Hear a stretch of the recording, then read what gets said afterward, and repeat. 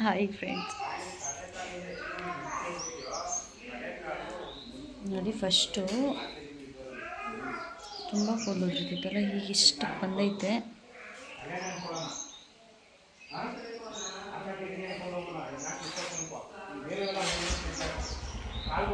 ಇದು ನಾನು ಎಣ್ಣೆ ಮೊನ್ನೆ ಕಾಯಿಸಿದ್ದು. ನೋಡಿ ಯಾವ ಕಲರ್ ಇದೆ ಕೊಬ್ಬರಿ ಎಣ್ಣೆ. ಕೆಳಗಡೆ ನೋಡಿ ಪಿಂಕ್ ಇರೋದು ದಾಸವಾಳ ಎಲ್ಲ ರುಬ್ಬಿರೋದು. ಸೊ ಅಮೃತ ಬಳ್ಳಿ ಎಲೆಯಲ್ಲಿ ಮಾತ್ರೆ ಮಾಡೋಣ ಅಂತ. ಜಾಯಿಂಟ್ ಪೇನ್ಗೆ, ಬ್ಲಡ್ ಶುಗರ್ಗೆಲ್ಲ ಒಳ್ಳೆಯದು. ಎಣ್ಣೆ ಹಾಕೊಂಡು ಹೆಂಗೆ ಕಾಣಿಸ್ತಾಳೆ ಬಯಲ್ಜಿನಿ, ಅಲ್ಲೋಡು ಹಂಗೆ ಹತ್ಬಾರ್ದು. ಈಗ ಅವಳು ಅವ್ರ ಅಜ್ಜಿ ನಾಯಿ ತೊಳೆಯೋಕ್ಕೆ ಮೇಲೆ ಹೋಗ್ತಾರೆ. ನಾನೀಗ ಮಧ್ಯಾಹ್ನ ಸೊಪ್ಪು ಮುದ್ದೆ, ಬೆಳಿಗ್ಗೆ ದೋಸೆ ಮಾಡ್ಕೊಂಡಿದ್ವಿ. ಅದನ್ನೆಲ್ಲ ಲಾಂಗ್ ಆಗಿದೆ ಅಲ್ಲ ಕೂದಲು, ಸಾಕಿಷ್ಟು. ನಾನು ಸ್ವಲ್ಪ ಬೆಳೆದ ಮೇಲೆ ಕಟ್ ಮಾಡಬೇಕು. ಸೊ ಈ ಎಣ್ಣೆ ಈಗ ಕಾಯಿಸಿರೋದು ಇವತ್ತೇ ಫಸ್ಟ್ ಆಗಿರೋದು. ನೋಡೋಣ, ಅದಾದಮೇಲೆ ಮುಂದಿನ ಬ್ಲಾಗಲ್ಲಿ ರಿಸಲ್ಟ್ ತೋರಿಸ್ತೀನಿ ಹೆಂಗೆ ಬರುತ್ತೆ ಅಂತ.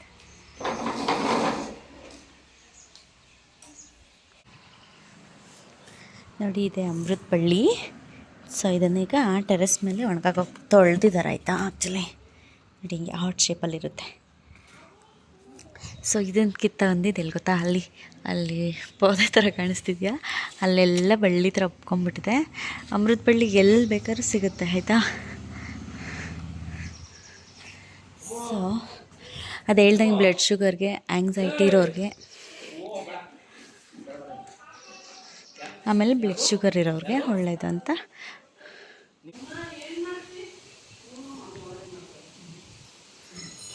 ಬಟ್ಟೆ ಎಲ್ಲ ನೆನ್ಸ್ಕೊಂಬರ್ಬೇಡ, ಆಯಿತಾ.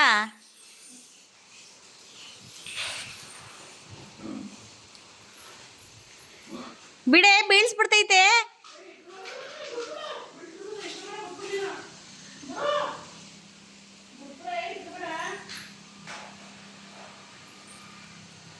ಚಿನ್ನಮ್ಮ,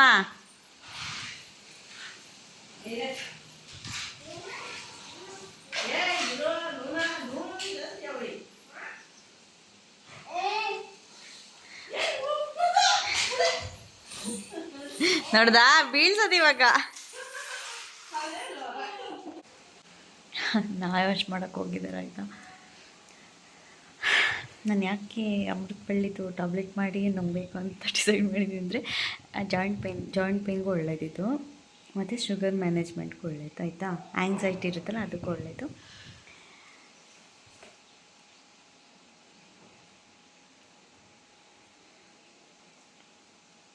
ಒಂದು ನಿಮಿಷ ಹೇಳ್ತೀನಿ.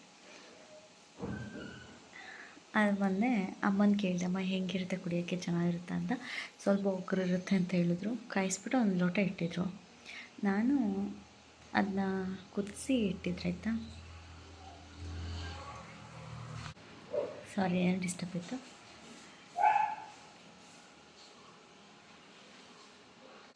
ಸ್ವಲ್ಪ ಏನೋ ಡಿಸ್ಟರ್ಬ್ ಇತ್ತು, ಅದಕ್ಕೆ ಹೋಗಿದ್ದೆ. ಅಮೃತ ಬಳ್ಳಿದೆ ಹೇಳ್ತಿದ್ದೆ ಅಲ್ವಾ, ಅದು ನಾನು ಸ್ವಲ್ಪ ಕುಡ್ದು ನೋಡಿ, ಜಾಯಿಂಟ್ ಪೇನ್ ಅಂತ ಹೇಳಿ ಕುಡಿದ್ರೆ ಒಗ್ಗೊಗ್ರು ಇರುತ್ತೆ ಅಂದ್ಕೊಂಡ್ರೆ, ನಾನು ಡೈರೆಕ್ಟ್ ಸ್ವಲ್ಪ ಅದು ಒಗ್ಗೊಗ್ರು ಇರೋದ್ರಲ್ಲಿ ಇಷ್ಟ ಆಗಲ್ಲ. ಡೈರೆಕ್ಟ್ ಗಂಟ್ಲಿಗೆ ಹಾಕೊಂಬಿಟ್ಟು ಒಮ್ಮಿಟ್ಟೆ ಬರೋಂಗಾಗೋಯ್ತು. ಅಷ್ಟು ಬೇವಿನ ಸೊಪ್ಪಿಂದ ಒಂದು 10% ಕಹಿ ಕಮ್ಮಿ ಇರುತ್ತೆ ಅಷ್ಟೇ. ಅದಕ್ಕೆ ಮಾತ್ರೆ ಮಾಡಿದ್ರೆ ಹಂಗೆ ನಿಂತ್ಕೊಂಡ್ಬಿಡ್ಬೋದಲ್ಲ ಅಂತ ಹೇಳಿ ಐಡಿಯಾ ಮಾಡಿ ಮಾತ್ರೆ ಮಾಡೋಣ ಅಂತ ಒಣಗಿಸ್ತಿದ್ದೀನಿ. ಸೊ ಅದ್ರದ್ದು ವೀಡಿಯೋ ಹಾಕ್ತೀನಿ.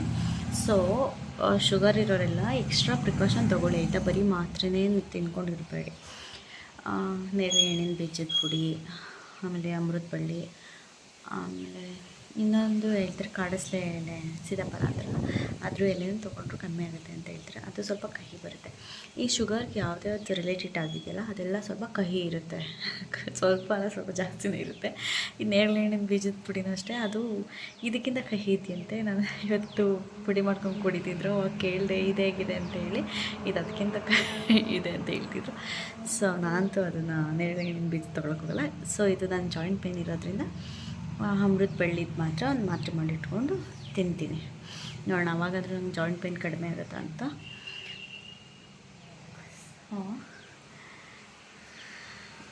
ನೋಡಿ ಈ ಥರ ಏನು ನಮ್ಮ ಸುತ್ತಮುತ್ತ ಸಿಗೋದಿಲ್ವ ನೋಡಿ, ಅಲ್ಲಿ ಎಷ್ಟಿದೆ ಅಂದರೆ ಆ ಕಡೆ ಸ್ವಲ್ಪ ಬೆಳೆದ್ಬಿಟ್ಟಿದೆ.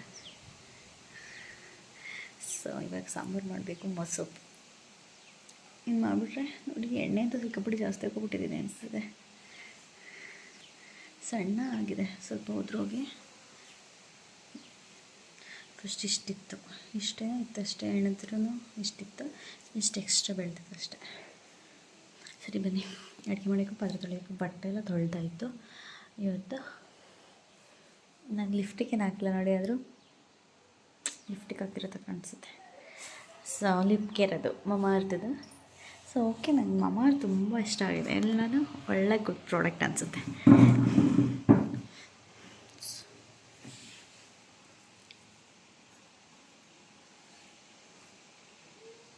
ಇದು ನಾನು ಫಿಲ್ಟ್ರ್ ಮಾಡಿ ಇಟ್ಟಾಗ ಲಾಸ್ಟಲ್ಲಿ ಕಷ್ಟ ಥರ ಇರುತ್ತಲ್ಲ, ಎಣ್ಣೆ ಕಾಯಿಸಿದಾಗ ಅದರಲ್ಲಿ ಉಳಿದಿರೋದು. ಅದರೊಳಗೆ ಕಷ್ಟ ಕಾಣಿಸುತ್ತೆ ನೋಡಿ, ಕಾಣಿಸ್ತಿದೆಯೋ ಗೊತ್ತಿಲ್ಲ. ಇನ್ನು ಮತ್ತು ಫುಲ್ಲು ತರ್ತರಿ ರುಬ್ಬಿರೋದ್ರಲ್ಲಿ ಎಣ್ಣೆ ಎಷ್ಟೊಂದಿದೆ, ಅದನ್ನು ಹಾಗೆ ಇಟ್ಟಿದ್ದೀನಿ. ಸ್ನಾನ ಮಾಡೋ ಮುಂಚೆ ಅದನ್ನು ಹಚ್ಕೊಂಡು ಮಾಡೋಣ ಅಂತ ಫ್ರಿಜ್ಜಲ್ಲಿ ಇಟ್ಟಿದ್ದೀನಿ. ಇದನ್ನು ನಿನ್ನೆಲ್ಲ ಮೊನ್ನೆ ಕಾಯಿಸಿದ್ದು. ನಮ್ಮ ಮನೆಯವ್ರು ಬಂದಮೇಲೆ ಅವ್ರಿಗೂ ಹಾಕ್ಕೊಡ್ಬೇಕಾದ್ರೆ ಆ ಪೇಸ್ಟ್ ಎಲ್ಲ ಖಾಲಿ ಮಾಡಬೇಕು. ಸೊ ಬನ್ನಿ ಅಡುಗೆ ಮಾಡೋಣ. ಮೊಸಪ್ಪು ನಾನು ಯಾವಾಗೂ ಇದೇ ಥರ ಮಾಡೋದು. ಅದಕ್ಕೆ ಸ್ವಲ್ಪ ಎಣ್ಣೆ ಹಾಕಿರ್ತೀನಿ ಅಷ್ಟೇ. ಇನ್ನು ರುಬ್ಬೆಯನ್ನು ನಾನು ಒಗ್ಗರಣೆ ಹಾಕೋಲ್ಲ, ಹಂಗೆ ಬೇಯಿಸ್ತೀನಿ. ಉಪ್ಪು ಹಾಕ್ಬಿಟ್ಟು. ಪಾತ್ರೆ ನೋಡಿ ಎಷ್ಟು ಹೋಗಿದೆ ಅಂತ. ಇದು ಸೊಪ್ಪು ತೊಳೆದಿರೋ ನೀರು.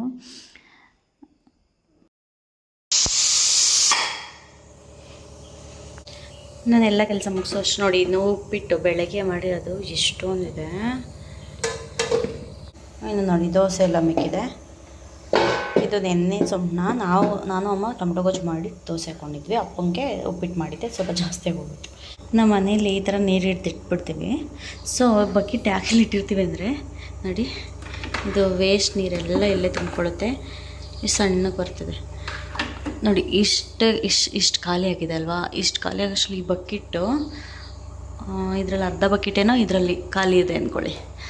ಆದರೆ ಈ ಬಕೆಟ್ ತುಂಬಿ ಎಷ್ಟೊಂದು ನೀರು ಹೊರಗಡೆ ಹೋಗುತ್ತೆ, ಅಷ್ಟು ವೇಸ್ಟೇಜ್ ನೀರೇ ಬರುತ್ತೆ. ಸೊ ಪಾತ್ರೆ ಎಲ್ಲ ತೊಳೆದಿದ್ದು ಆಯಿತು ನೋಡಿ. ಎಲ್ಲ ಪಾತ್ರೆ ತೊಳೆದಿದ್ದಾಯಿತು. ಈ ಬಾಟ್ಲಿಗಳಿಗೂ ನೀರಿಡ್ದು ಆನ್ ಮಾಡಿ ಬಕೆಟೆಲ್ಲ ತೊಳೆದು ಬಕೆಟು ನೀರು ಬಿಟ್ಟಿದ್ದೀನಿ. ಸೊ ಇನ್ನು ಸಾಂಬಾರೊಂದು ರುಬ್ಬಿಡೋದು ಅಷ್ಟೇ ಕೆಲಸ. ಆಮೇಲೆ ನನ್ನ ಮಕ್ಳಿಗೆ ಅನ್ನ ತಿನ್ನಿಸ್ಬೇಕು. ನಾನು ಎಣ್ಣೆ ಕಾಯಿಸ್ತೆ ಅಂತ ಹೇಳಿದೆ ಅಲ್ವಾ, ನಾನು ಎಣ್ಣೆ ಕಾಯಿಸ್ತೆ ಅಂತ ಹೇಳಿದ್ನಲ್ಲ, ಇದೇನೆ ನೋಡಿ. ಇಷ್ಟು ಕೊಬ್ಬರಿ ಎಣ್ಣೆ ಇತ್ತಾಯ್ತಾ, ಇಷ್ಟು ಈ ಬಾಟ್ಲು ತುಂಬ ಇಷ್ಟು ಕೊಬ್ಬರಿ ಎಣ್ಣೆ ಇತ್ತು. ತೋರಿಸ್ತೀನಿ. ಈ ಬಾಟ್ಲಲ್ಲಿ ಇಷ್ಟು ಎಳ್ಳೆಣ್ಣೆ ಇತ್ತು. ಅಂದರೆ ಕೊಬ್ಬರಿ ಎಣ್ಣೆಗೆ ಅರ್ಧ ಎಳ್ಳೆಣ್ಣೆ ಹಾಕಿದ್ದೆ. ಬಟ್ ಈ ನಾನು ತೋರಿಸ್ನಲ್ಲ ಆವಾಗಲೇ ರೋಟ, ಅದರಲ್ಲಿ ಅಷ್ಟೇ ಸಿಕ್ಕಿದೆ. ಯಾವ ಕಲರ್ ಆಗಿಬಿಟ್ಟಿದೆ ಎಣ್ಣೆ ಅಂತ.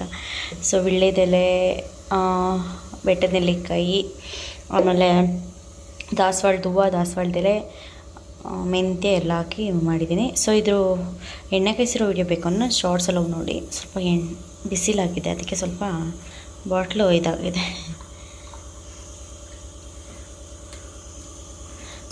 ಈಗ ಸರಿ ಆಯಿತು. ಸೊ ನಿಜವಾಗ್ಲೂ ಚೆನ್ನಾಗಿರುತ್ತೆ.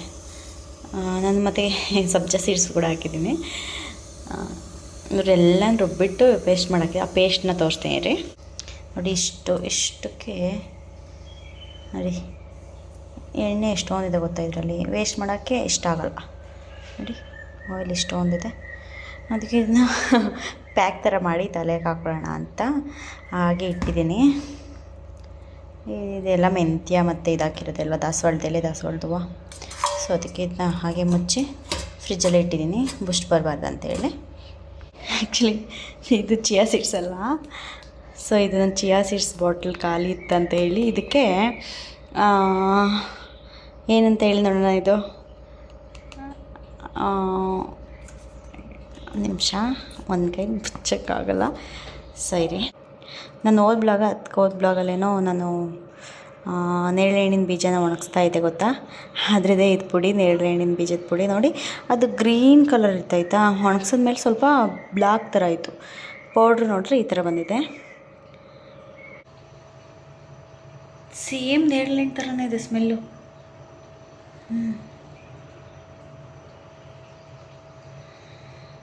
ಹೆಂಗೆ ಅಂದರೆ ಇದು ನೇರಳೆ ಹಣ್ಣು ಮರದ ಹತ್ರ ಹೋಗಿ ನಿಂತ್ಕೊಂಡ್ರೆ ಸ್ಮೆಲ್ ಬರುತ್ತೆ ಗೊತ್ತಾ. ಸೇಮ್ ಹಂಗೆ ಇದೆ, ಸ್ವಲ್ಪ ಅದ್ರ ಜೊತೆ ಕಹಿ ಸ್ಮೆಲ್ ಬರ್ತದೆ. ಸೊ ನೋಡಿ, ಇದು ಇಷ್ಟೇ ಆಗಿದ್ದು, ಅಷ್ಟೊಂದು ಬೀಜಕ್ಕೆ ಇಷ್ಟಾಗಿದೆ. ಅಂದರೆ ಅಷ್ಟೊಂದು ಬೀಜದಲ್ಲಿ ಎಷ್ಟೊಂದು ಕೊಳ್ತೋಗಿರೋ ಬೀಜದಲ್ಲಿ ಚೆನ್ನಾಗಿರೋ ಬೀಜ ಒಣಗಿಸೋದಕ್ಕೆ ಇಷ್ಟ ಆಗಿದೆ. ಇಷ್ಟನ್ನು ಎಲ್ಲೂ ತೊಗೊಳಂಗಿಲ್ಲ. ಸೊ ತೊಗೋಬೇಕು ಅಂತೇಳಿ ಇದನ್ನು ಯಥೇಚ್ಛವಾಗಿ ತೊಗೋಬಾರ್ದು. ಇದೊಂದನ್ನು ನಾನು ಹೇಳಬೇಕು ಅಂದ್ಕೊಂಡಿದ್ದೀನಿ.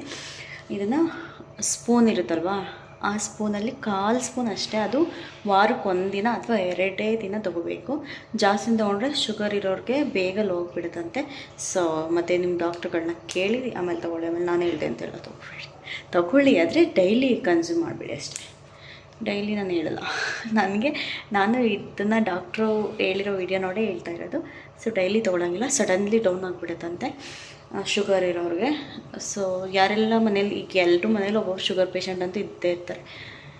ಸೊ ಶುಗರ್ ಇರೋರಿಗೆ ದಯವಿಟ್ಟು ಇದನ್ನು ಪಾಪ ಮಾಡಿಕೊಡಿ, ಕುಡಿದ್ಬಿಟ್ಟು ಶುಗರ್ ಆದರೂ ಕಡಿಮೆ ಆಗಲಿ. ಸೊ ಮೊಸರು ಸ್ವಲ್ಪ ತಣ್ಣಗೆ ಮಾಡಾಕಬೇಕಿತ್ತು. ನಾನೇ ಅರ್ಜೆಂಟ್ಗೆ ಏನು ಸ್ವಲ್ಪ ಬಿಸಿ ಇತ್ತು, ಹಾಗೆ ಹಾಕ್ಬಿಟ್ಟಿದ್ದೀನಿ. ಸ್ವಲ್ಪ ಮೊಸರು ನೋಡಿ ಏನು ಸ್ವಲ್ಪ ಹುಳಿನೂ ಬಂದುಬಿಟ್ಟಿದೆ. ಇವತ್ತೇನು ತಿಂತಾಳೋ ಏನೋ ಗೊತ್ತಿಲ್ಲ. ಚೆನ್ನಾಗಿದೆ, ಬಟ್ ಎಪ್ಪು ಸ್ವಲ್ಪ ಹಾಕಬೇಕು. ನಾನು ಸ್ವಲ್ಪ ಜಾಸ್ತಿ ಎಪ್ಪಿತ್ತು, ಅದಕ್ಕೆ ಸ್ವಲ್ಪ ಹಾಲನ್ನ ಹಾಕಿದ್ದೀನಿ. ವೇಸ್ಟ್ ಆಗುತ್ತೆ ಅದು ಮೊಸರು ಅಂತೇಳಿ. ಅದು ಸ್ವಲ್ಪ ಹುಳಿ ಥರ ಹೊಡಿತಾ ಇದೆ. ಸೊ ಅವಳು ಬಂದ್ರವಾಗ ತಿನ್ನಿಸ್ತೀನಿ ಮೊಸರನ್ನ. ಇವಾಗ ನಾನು ಕುತ್ಕೊಂಡು ಚಕ್ಲಿದ್ದೀನಿ. ನಮ್ಮ ಬನ್ನಿ. ಸ್ವಲ್ಪ ಖಾರ ಮಾಡಿಬಿಟ್ಟಿದ್ದಾರೆ. ಸ್ವಲ್ಪ ಖಾರ ಇದೆ ಚಕ್ಲಿ. ಸೋಮವಾರ ಮನೆಯದು, ಮೊನ್ನೆ ದಾನ ಊರಿಗೆ ಹೋಗಿಲ್ಲಲ್ಲ, ಆವಾಗ ಮಾಡಿಕೊಂಡು ತೊಗೊಂಡಿದ್ದೀರಿ.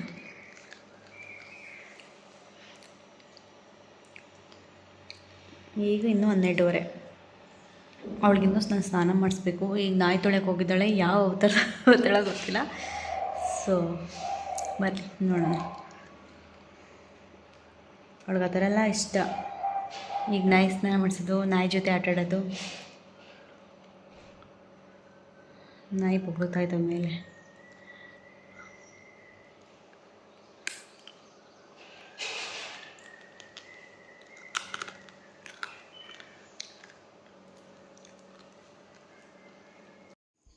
ಓಕೆ ಫ್ರೆಂಡ್ಸ್, ಇವತ್ತಿನ ಬ್ಲಾಗ್ ಇಷ್ಟೇ.